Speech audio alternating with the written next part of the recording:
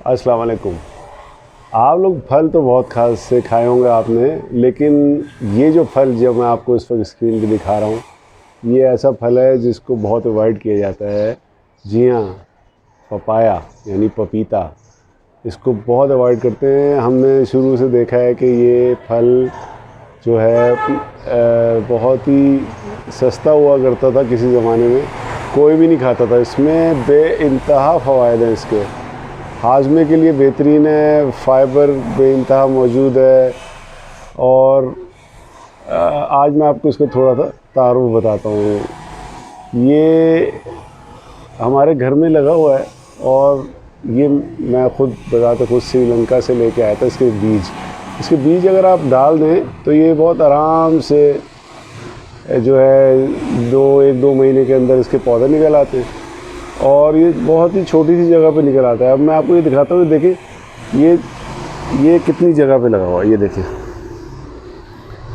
आप ये देखेंगे कि इसकी जगह कितनी तंग है, लेकिन ये इसमें ग्रो अप कर गया और ऊपर जाके ये इसको जो है शेड आया तो उसने अपने आप को बेंड किया और ये इस तरह से लगा हुआ है। ये इसको मैं आपको कट करके भी दिखाऊंगा। ये देखिए 2-3 जो पपाया हैं ये वाले, स्पेशली ये बिल्कुल रेडी है।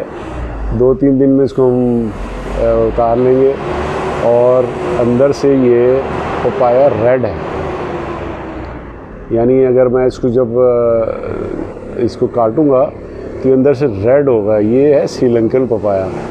और श्रीलंकन पपाया की एक ख़ास बात ये है कि ये नहायत मीठा होता है। एक तो जो हमारे पास जो पपाया होते हैं उसमें आपने देखो कोई येलो कलर की चीज़ होगी, मतलब एक हल्की सी स्मेल तो नहीं कहना चाहिए, लेकिन उसकी एक अपनी एक ख़ास खुशबू होती है। लेकिन इस पपाया में ऐसा नहीं है कुछ भी। ये बहुत मीठा होता है। यकीन करें कि काश मैं आपको इसको खिला सकता, लेकिन अगर आपको कहीं मौका मिले तो इसके सीड्स आप अपने गमले में भी वहाँ डालेंगे तो ये निकल आएंगे।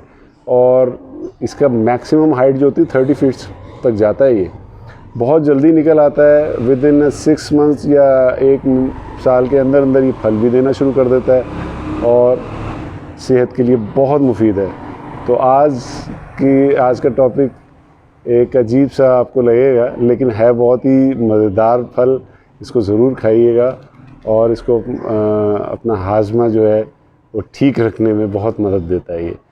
तो thank you very much. Subscribe कर लें चैनल और देखते रहिए। आने वाली वीडियोज़ में मैं आपको 1-2 फ्रूट्स और बताऊंगा बड़े ज़बरदस्त किस्म के।